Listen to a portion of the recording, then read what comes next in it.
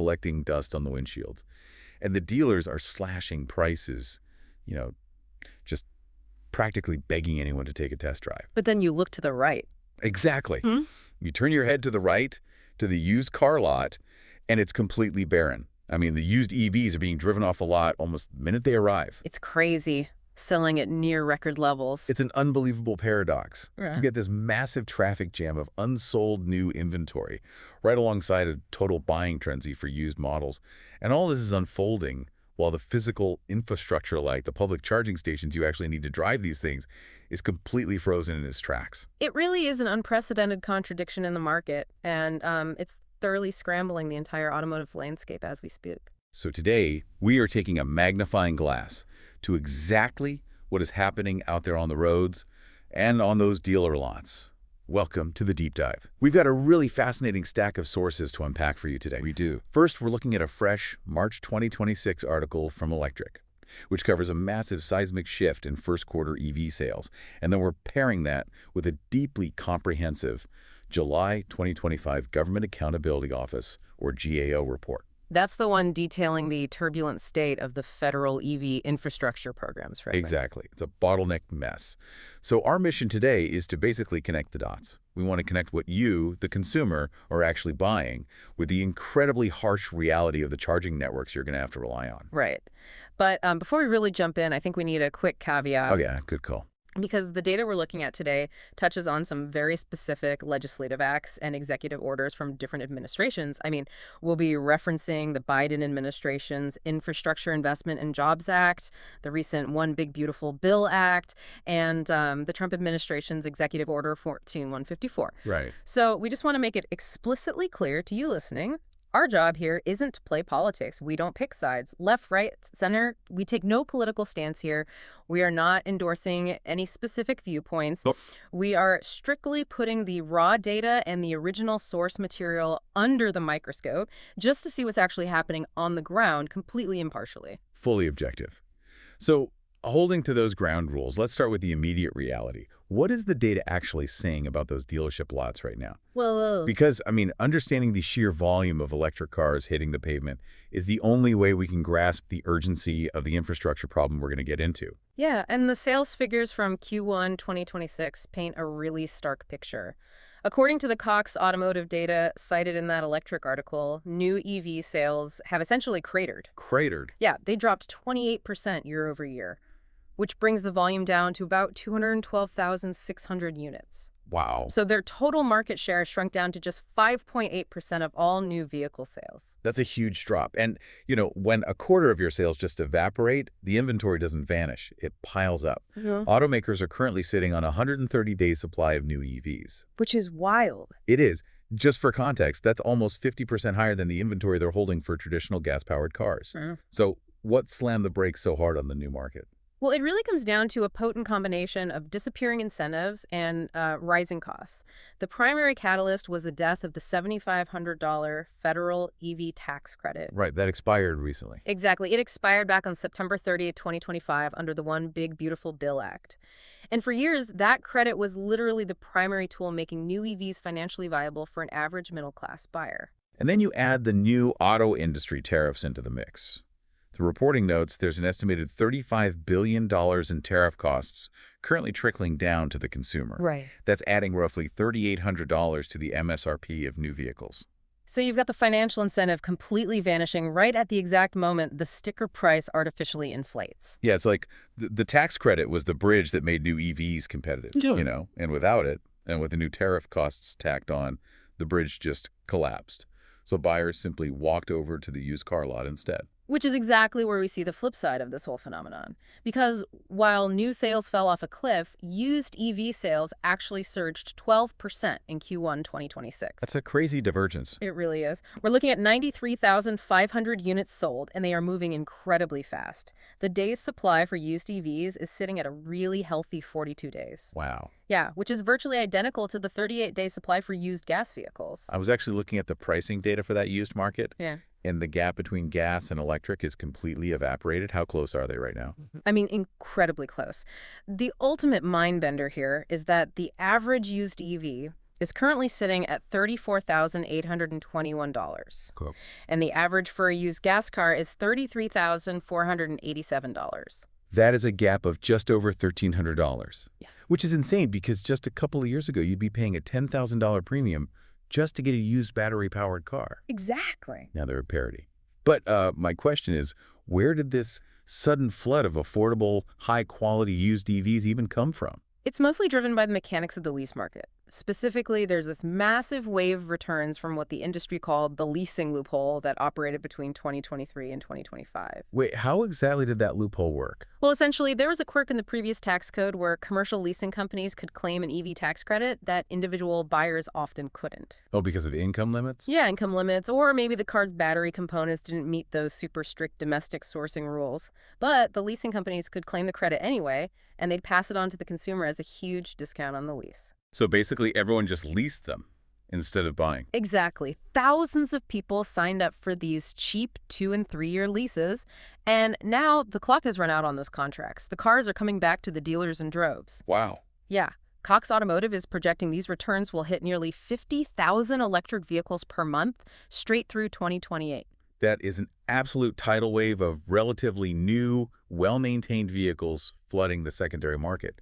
And, while all this is happening, the only thing keeping the new electrified vehicle market afloat at all seems to be hybrids. Oh, absolutely. The Q4 2025 numbers showed hybrids hitting a record 756,000 units. It's people clearly want relief from volatile gas prices, but they're hedging their bets. Right. They're going for hybrids, or they're taking the bargain on a used EV rather than rolling the dice on a brand new, fully battery-powered car. And if we pull back and look at the systemic impact of all this, the friction point becomes really obvious. Even with a slowdown in new sales, the total number of electric vehicles currently on American roads is massive. We're talking roughly 5.8 million. That's a lot of cars needing a charge. Right.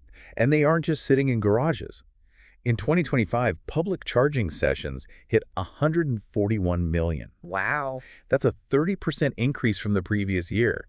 This massive utilization is setting us up for a direct collision course with our infrastructure. Yeah, it's like we just sold millions of high-end smartphones in a country that hasn't finished building its cell phone towers.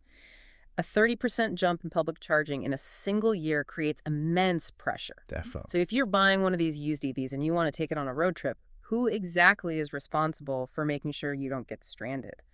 Which brings us directly to the government's role in all this. Yeah.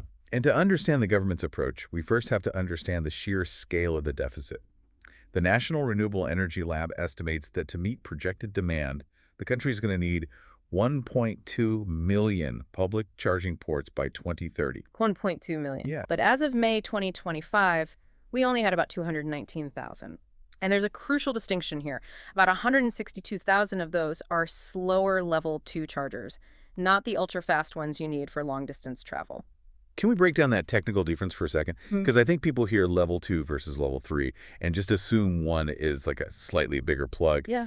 Why is level 3 so critical for the public network? It's all about how the electricity is delivered. So a level 2 charger provides alternating current or AC power from the grid, but car batteries store direct current or DC power. Right. So when you plug into a level 2, the car's onboard converter has to translate that AC power into DC power. It's a slow process. It can take 4 to 8 hours to fill a battery. Which is fine if you're sleeping at home, but terrible if you're on the highway. Exactly. A level 3 charger, also known as a DC fast charger, does all the heavy lifting externally. It bypasses the car's onboard converter entirely and pumps high voltage direct current straight into the battery.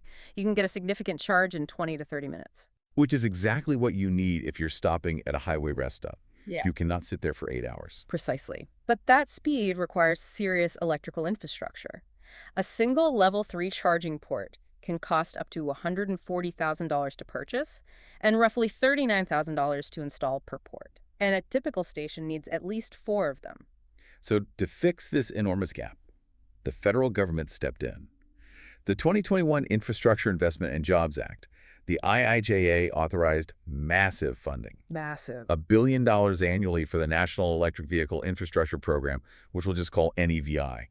And then they carved out another $2.5 billion for the Charging and Fueling Infrastructure Discretionary Grants, known as CFI. Right. They even created a brand new entity called the Joint Office of Energy and Transportation. pulling staff from both the DOE and the DOT to coordinate this entire nationwide rollout. The funding and the administrative framework were definitely ambitious. But then I look at the GAO report's timeline, and I'm honestly baffled. Wait, so they had billions of dollars authorized since 2021? Yeah. And by April 2025, there were only 300 NEVI-funded public charging ports open across 16 states. And as of March 2025, only 84 CFI-funded ports were open. It's pretty shocking. We're talking about a multi-billion-dollar, multi-year head start, and the result by spring 2025 is a few hundred chargers. What on earth is taking so long? Well, the GAO investigation points to profound logistical and bureaucratic gridlock. It's not just about money. Let's start with the physical logistics. Stakeholders face massive supply chain hurdles. Like getting the actual part. Exactly. Just acquiring the necessary electrical transformers for these level 3 stations can take up to 2 years. You're dealing with equipment that fundamentally alters the local power draw. Because you can't just plug a 4-port DC fast charging station into the neighborhood grid, right? All right. It requires an industrial-level electrical backbone. Precisely. But the hardware delays are honestly only half the battle. The regulatory framework is arguably the larger bottleneck. Because the NEVI and CFI programs are administered by the Federal Highway Administration, these charging stations are legally classified as federal aid highway projects. Okay. That means they are subject to what are called Title 23 requirements. So what does a Title 23 requirement actually look like for a contractor trying to, pour some concrete and run a wire? It means they have to comply with regulations originally designed for building massive infrastructure, like highway overpasses or suspension bridges. Oh, wow. Yeah. It triggers rigorous environmental reviews, specific labor standards like prevailing wage rules, and intensely complex procurement processes.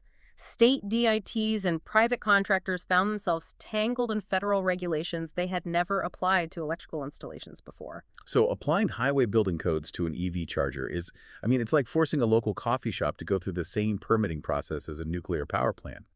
No wonder contractors are overwhelmed. It created a steep, painful learning curve. And furthermore, there's a heavy funding burden on the local level. The federal grants cover 80% of the project costs, which sounds great. Yeah, 80% is a lot. But finding that remaining 20% non-federal match is a severe lift, particularly in rural areas. If a site in a remote location lacks sufficient power capacity, the local utility might have to run miles of entirely new transmission lines.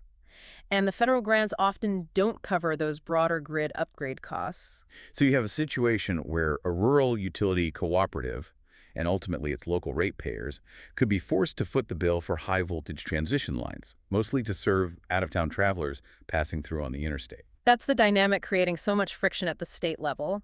And all of this was happening while the programs were theoretically moving forward. Then the political landscape shifted dramatically. Right, the freeze. Exactly. On January 20, 2025, Trump's Executive Order 14154 officially paused the disbursements of NEVI and CFI funds to allow for a review against current administration policies. The brakes weren't just tapped. The emergency brake was pulled. The ripple effects were immediate. The Federal Highway Administration formally rescinded all prior NEVI guidance. They completely suspended the deployment plans.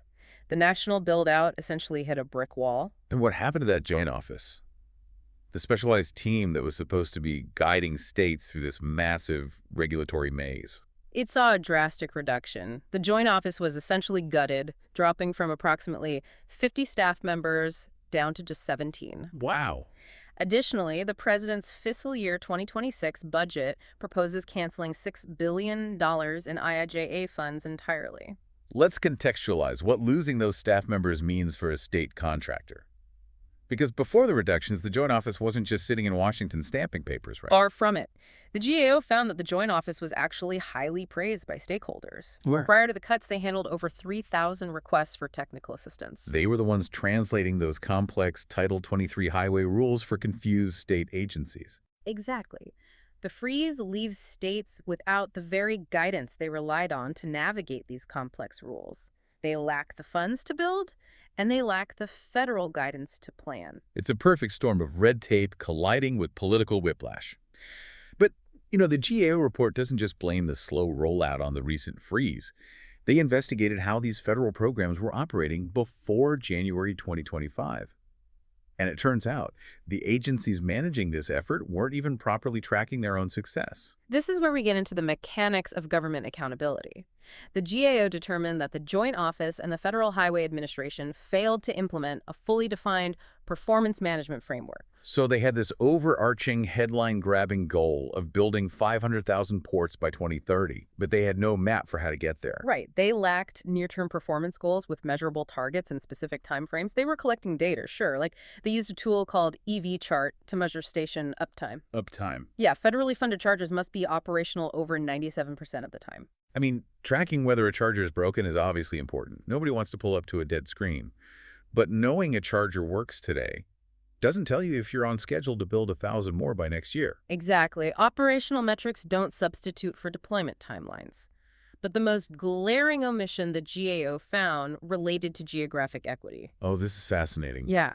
One of the core statutory purposes of the NEV program, written directly into the legislation, was to improve access to charging infrastructure in rural and disadvantaged communities.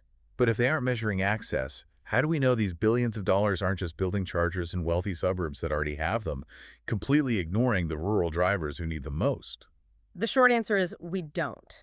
The GAO explicitly found that the Federal Highway Administration had absolutely no performance goals defined to measure if access was actually improving in those areas. That's wild. It connects back to the core values of evidence-based policymaking.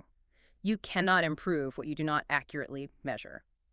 Without specific benchmarks for equitable access, the government cannot prove to Congress or the public that the investment is working as intended. They were counting the number of plugs, but they weren't tracking who actually had the ability to use them. Which leaves the entire federal effort incredibly vulnerable to criticism, especially during a policy review. So we've got macroeconomic shifts in the auto industry, mountains of bureaucratic red tape, sudden political freezes, and a glaring lack of performance metrics. Let's pull all these threads together. What does this mean for you listening right now when you're deciding what car to put in your driveway? Well, if you're currently car shopping, the data is screaming a clear message. The used EV market is currently offering unprecedented value. Unbelievable value. Yeah, getting a 3-year-old high-tech vehicle for the same price as a used gas car while escaping volatile gas prices, it's a massive win. You are literally looking at the deal of a lifetime on a used EV. But the catch, and it is a significant catch, is the charging. If you rely on public charging rather than home charging, you are caught right in the crossfire of this crisis. You might save a fortune on the car, but you might be playing a game of roulette when it comes to finding a reliable, fast charger on your next road trip. And that geographic disparity is heavily documented. The GAO highlighted that 60% of urban residents currently live within just 1 mile of a public charger, Okay.